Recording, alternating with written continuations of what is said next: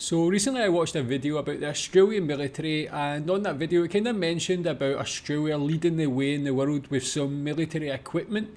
A lot of innovation there, and I wanted to learn a little bit more. So today I'm going to be watching this. It's called Smart and Fast Australian Autonomous and Hypersonic Weapons Development. So obviously this is like one part of the innovation that's going on in Australia. So just to learn more, see what's actually being developed there. It's pretty interesting. Tell me if you know about this, what you think about it. Again, with autonomous weapons, like that's the way a lot of like conflicts are going towards using these more and more. So it's such an important thing to be working on.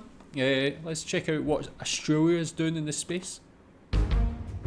The current conflicts in Ukraine, Gaza and the Red Sea have opened the West's eyes to several features of a future war. Among them, the widespread use of autonomous systems, unmanned air vehicles, UAVs, and the emergence of hypersonic missiles. By one estimate, the Ukraine is believed to be losing 10,000 UAVs each month. That is a bloody insane video, man. See when you see some of these like mini drones carrying like bombs or grenades or whatever they carry, it's like really scary, man. It's like an episode of Black Mirror come to life, but this guy being chased by one of them. Some of the videos coming from that conflict are just mental, man. Really. Believed to be losing 10,000 UAVs each month. So these systems have become ubiquitous very quickly. UAV operators have a crucial advantage. The cost of shooting down a drone can be disproportionate, but is unavoidable because of the immense physical and moral damage such a cheap weapon can inflict. Some of them succeed by sheer weight of numbers, while others use an autonomous control system to make them smarter, and so harder to shoot down. Yeah, man, I've seen a lot of videos from Ukraine like that, these drone operators and things. It's, yeah, quite mad the effect they're having. It's like basically, it looks like they're playing a computer game and they're really just chasing people about, dropping bombs in tanks, dropping bombs on people. Like, it's quite insane. And when you see like how China's developing drones, their drone shows with like thousands of drones. You think if they become like weaponized like in those numbers, it could be like, yeah, quite scary. But good to see Australia's helping with the development for our side.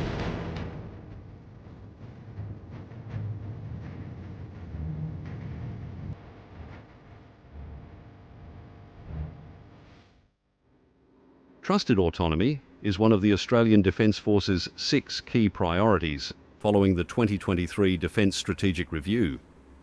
But until Defence publishes its new Integrated Investment Plan and National Defence Strategy later in 2024, we won't know how the 3 services are internalising these lessons. However, Defence's new Australian Strategic Capabilities Accelerator, ASCA, in August 2023, issued a request for information from sovereign Australian uncrewed aerial system and trusted autonomy industry players. ASCA is looking for manufacturers of small, general purpose and reconnaissance, uncrewed aerial systems that can be produced at scale. In early 2024, Defence selected 11 Australian uncrewed aerial system manufacturers for an intelligence, surveillance and reconnaissance trial and demonstration program in April. Didn't realise there's so many. However, it didn't say whether, still less when, a selected manufacturer would be named.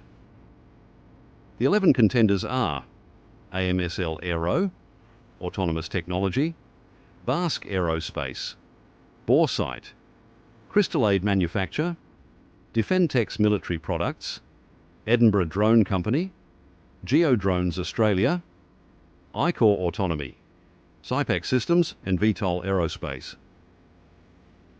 Ironically, a number of Australian companies have built a global reputation for their products despite making only small sales to the ADF. Melbourne-based SIPAC manufactures the celebrated Corvo Precision Payload Delivery System, a remarkably cheap, disposable UAV with a 120-kilometre range and made, literally, from folded cardboard. That's what I was going to say, man. That's made of cardboard. Like, you see, like, with all the, like, advancement in military weapons and so on, the like progress that's been made, like in different materials being used, just to use something so basic like cardboard. I mean, it's obviously able then to be like produced so cheaply at mass.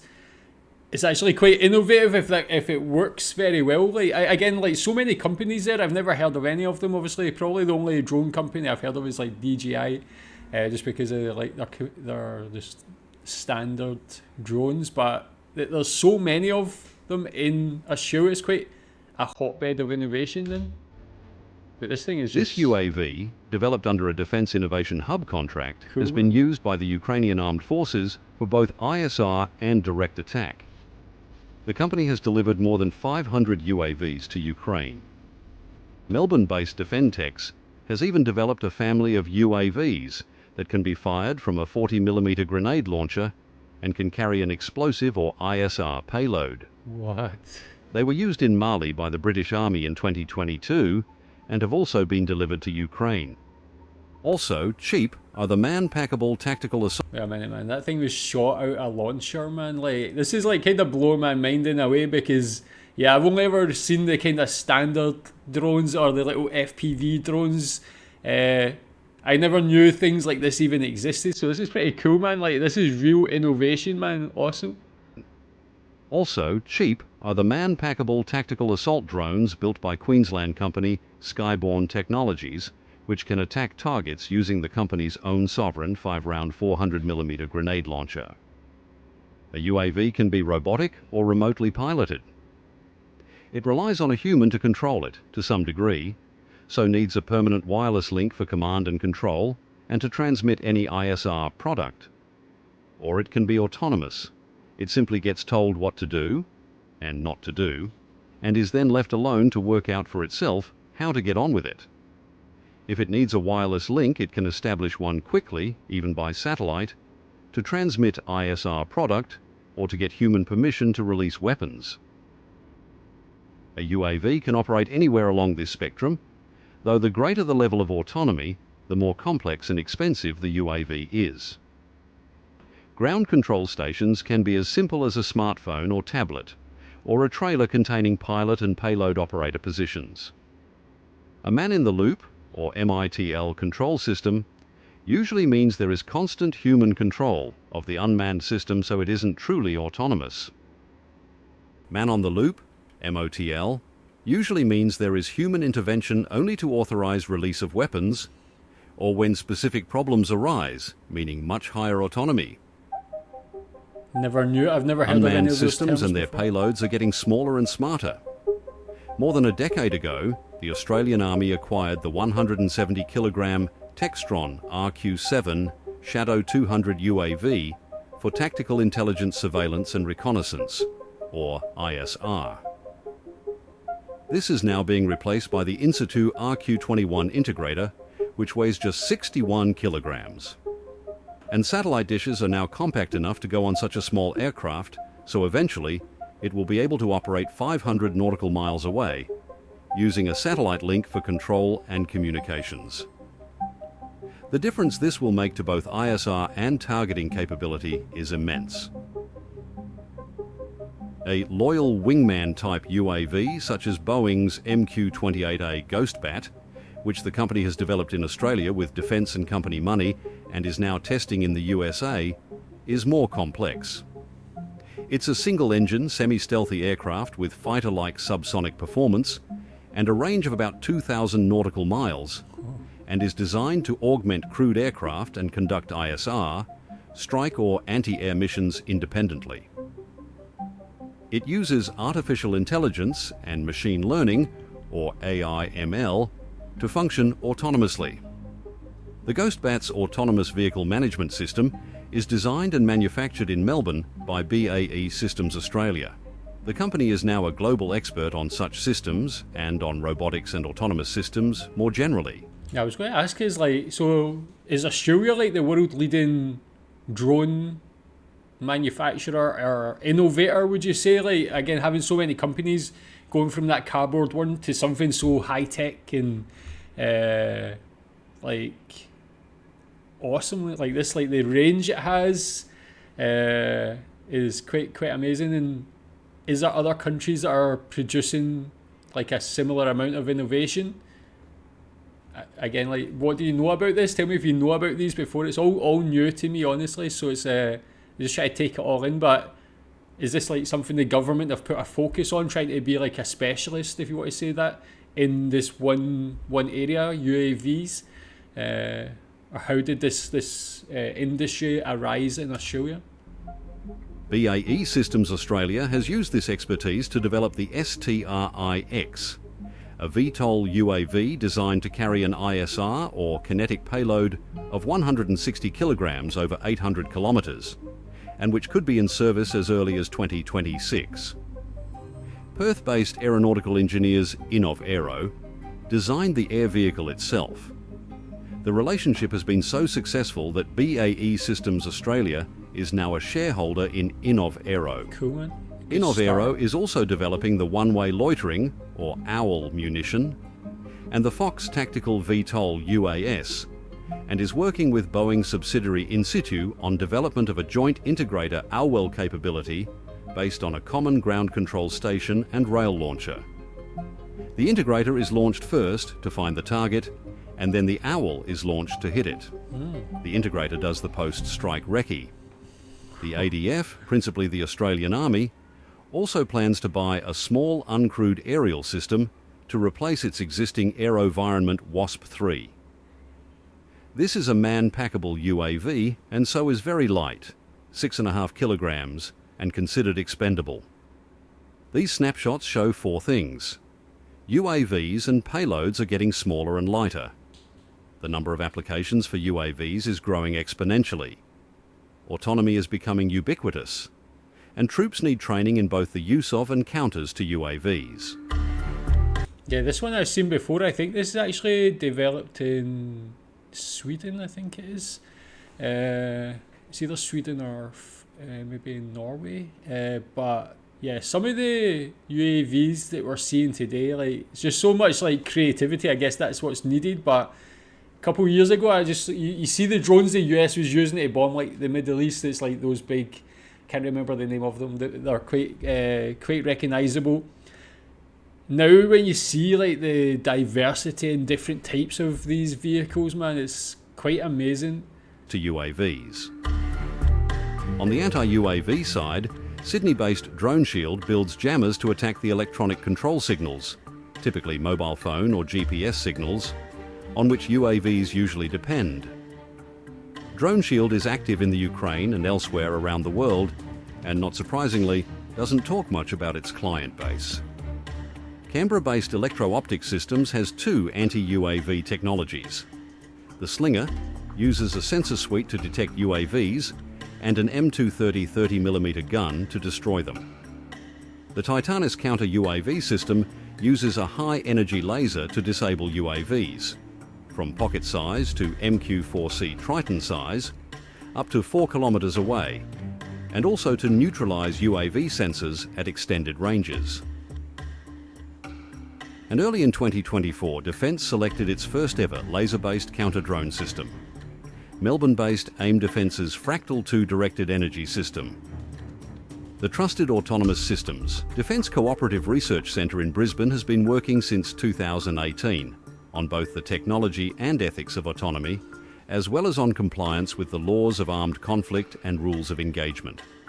It aims to solve machine cognition problems so the ADF can achieve its smart, small, many vision.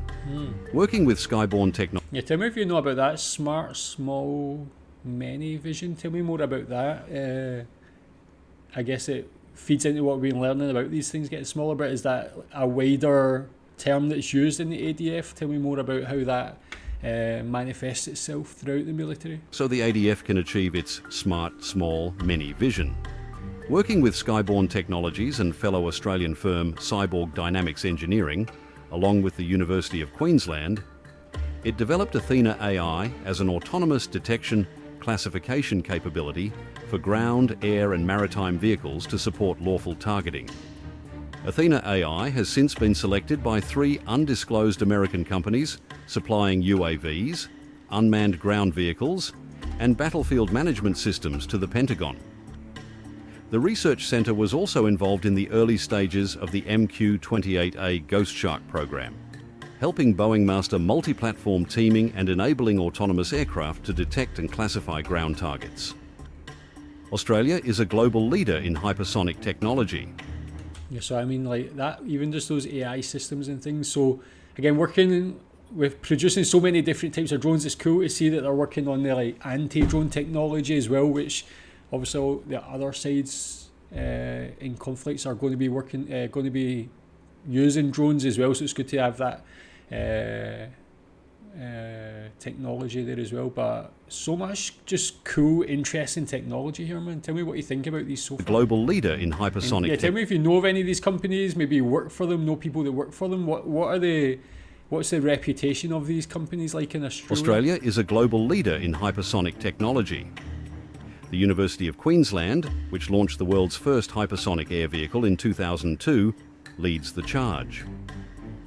The Defence Science and Technology Group has established a hypersonics research facility at the university's Eagle Farm facility in Queensland.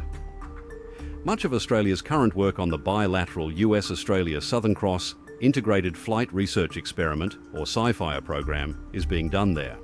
Cool name. The partners jointly developed what became the Mach 5 Plus hypersonic attack cruise missile. This will be built in the US by a Raytheon Northrop Grumman consortium. The RAAF has said the weapon will be capable of being launched by the FA-18 Super Hornet, EA-18G Growler, and F-35A Lightning II, as well as the P-8A Poseidon maritime surveillance aircraft. And in January 2024, Defence confirmed it would acquire the Lockheed Martin Precision Strike Missile, a hypersonic weapon with a 500-kilometre range. Increment 4, due to enter service by 2030, will have a range of more than 1,000 kilometres. Australia's private sector is also kicking goals in hypersonics. Sydney-based Hypersonics Launch Systems 3D prints the Dart-AE hypersonic vehicle and its Spartan hydrogen-fueled supersonic combustion ramjet, or scramjet. The company has beaten more than 60 rivals to secure a sale to the Pentagon's Defence Innovation Unit for the latter's hypersonic and high-cadence airborne testing program. The Dart-AE is capable of flying non-ballistic flight patterns at speeds of Mach 5 to Mach 7 and up to 1,000 kilometres in range, or less than 7 minutes flying time. Jeez. Hypersonics plans to fly it in early 2024. Autonomy and hypersonics are relatively new technologies, but proliferating wildly, and Defence is in the early stages of considering how to counter them. This requires detection and tracking, positive classification as a threat, and an appropriate defeat mechanism. Australia is a world-class, in some cases a world-best, player in autonomy and hypersonics research. And Australia has wide open spaces to test these weapons and their autonomous guidance systems. Australia typically buys missiles and aircraft from European and American suppliers. But its international research and industry relationships mean that Australian autonomy and hypersonics programs are highly valued, generating both overseas research funding and a strong export market for their technology and products. For the first time in a while, and in a high-technology sector of the market, Australia's aerospace community is interacting on equal terms with its overseas counterparts. I mean, that was just such a cool, eye-opening video, and I wonder how many like Australians know how innovative Australia is in these areas as well. And like as you said at the end, like going on like par with like these other countries like the US and so on, but in some cases being the world leader, man. And like really cool innovation. Cool to see that they're being designed in Australia, being made in Australia for most of them. A lot of research and development in Australia as well, so it's obviously creating a lot of jobs in industry there as well. And yeah, I had no idea. I watched a video previously and like heard briefly about it, but that's like such a deeper insight. Really cool technologies. This is obviously the future of warfare at the moment, and Australia is right at the forefront of it, so really cool. Tell me what your favourite innovation there is, your favourite weapon, And yeah, if there's anything else, please tell me about that as well. Thanks.